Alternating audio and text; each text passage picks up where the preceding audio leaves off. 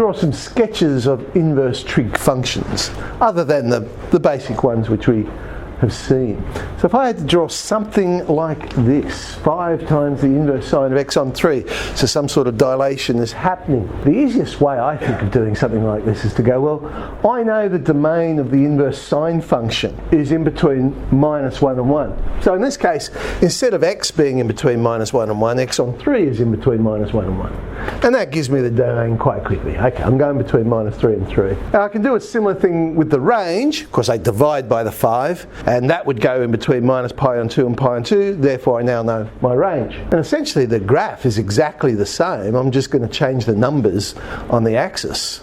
So it's still the inverse sine curve. And if I've got no other graph on there, that's fine. I guess if I have to put 2 on the same one, then I do have to worry about the scale and what have you. This one's a bit different though. Inverse tan of the square root of 3 minus x squared. Now, first thing I note is it's an even function, so I really only have to worry about 1/2 of it, and then I can just reflect it over. The domain, well, normal domain for an inverse tan function is all real x. However, I'm going to be substituting into the square root of 3 minus x squared. So now that domain takes control of this function.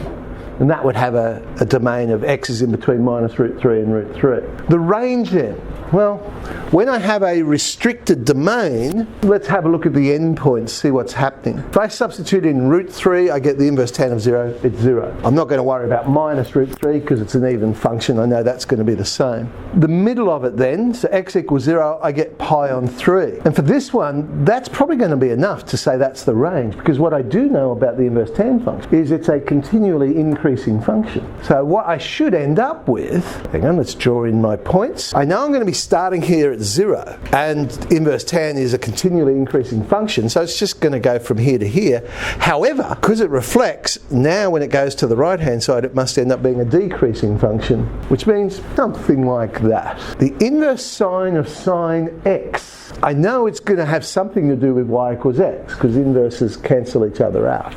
But is it just as straightforward as the line y equals x? The domain, I'm substituting into an inverse sine function, but I'm substituting sine x. So sine x has to go between -1 and 1. Well, that's fine, because sine x is always in between -1 and 1. So my domain here must be all real x. I could substitute anything in. I'll get an answer that's in between -1 and 1. Not a problem. Okay, well, what about the range? It's still an inverse sine function. I'm still only going to get answers that are in between -pi on 2 and pi on 2. So our graph, what is this going to look like? Well, it's all real x. I know it's going in between -pi on 2 and pi on 2.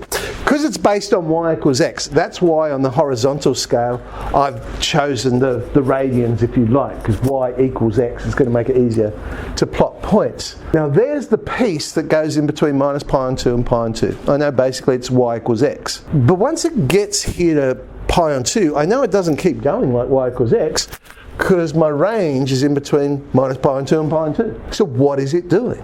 I could just test some other points to find out. If I substitute in 3 pi on 2, I'll get the inverse sine of the sine of 3 pi on 2. It can't give me the answer 3 pi on 2, because it's got to be in between -pi on 2 and pi on 2. It would be the same as -pi on 2. We end up getting a zigzag along the x-axis, and it would keep going in both directions. But if I was to flip that the other way around, so now it's the sine of the inverse sine of x. Once again, it's going to have something to do with y equals x. But the domain, I've first of all got to substitute into the inverse sine function.